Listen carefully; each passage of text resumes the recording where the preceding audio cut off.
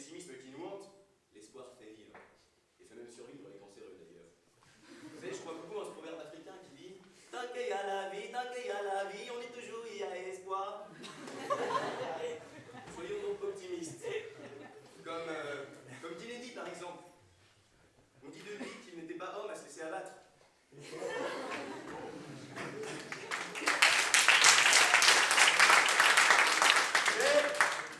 Mais on m'a dit que je ne pouvais pas guérir du pessimisme. Eh bien, je n'y crois pas.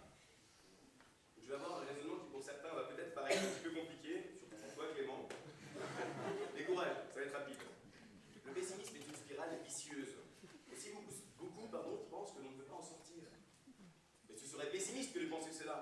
Et si c'est pessimiste, on tourne encore dans ce cercle vicieux. Et chacun est nécessairement pessimiste. Le cancer ne suit pas les mêmes circonspections perverses. Donc le pessimisme comme cancer n'est pas une cause entendue. Premier symptôme, phase terminale, rémission, cela n'existe pas. Le pessimisme n'est pas une maladie spécifique qui nous ronge.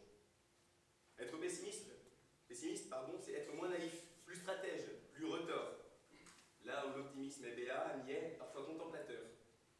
Après tout, c'est Don Juan qui séduit, pas le paysan bourru qu'il rencontre. Et puis bien sûr, la science nous donne une solution.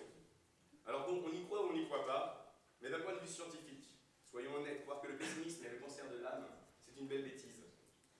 Il existe une différence fondamentale entre la nature même du pessimisme et celle du cancer.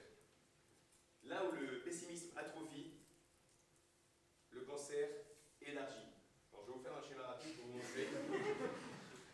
Le cancer est en fait une multiplication de cellules différentes. C'est différent de l'âme. Le pessimisme a des aspects positifs. Il est plus facile de développer.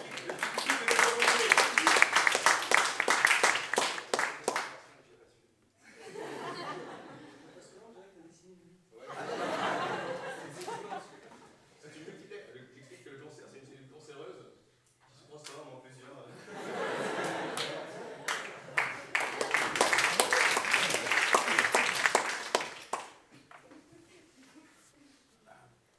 En connaissant sa condition, car le pessimiste se souvient des raisons pour lesquelles il s'agite, c'est la chute d'Adam, son péché. En connaissant sa condition, le pessimiste peut mieux l'exploiter. Par exemple, Louis Braille, qui n'avait rien fait de spécialement heureux, qui s'est laissé très jeune aux yeux, qui est devenu aveugle, et a donc adopté un point de vue conscient de sa condition, est devenu le formidable inventeur d'un alphabet qui porte son nom. Il fallait y penser, ce système de petits points en 3D, ça ne sautait pas aux yeux, surtout pas aux siens. Se plaindre du monde peut aider à être créateur. Chacun a sa chimère baudelairienne, figure de l'obsession que nous portons sur notre dos, pour s'inscrire mieux dans notre époque en prenant du recul. Le pessimisme qui est avant tout un problème de foi en l'humanité inspire donc des œuvres, de Goethe à Maupassant, en passant plus modernement par Florent Pagny.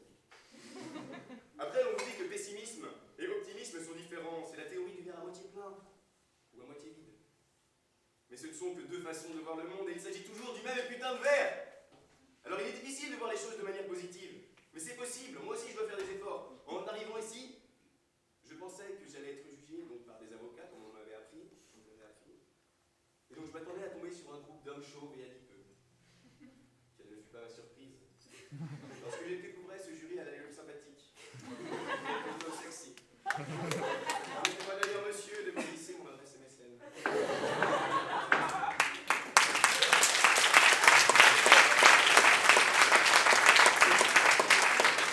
Pour n'avoir pas l'âme qui souffre et pour conclure, il n'y a qu'un seul commandement à suivre. Et c'est celui d'un homme dont on aurait pu croire qu'il devienne pessimiste étant petit, laid et malingue.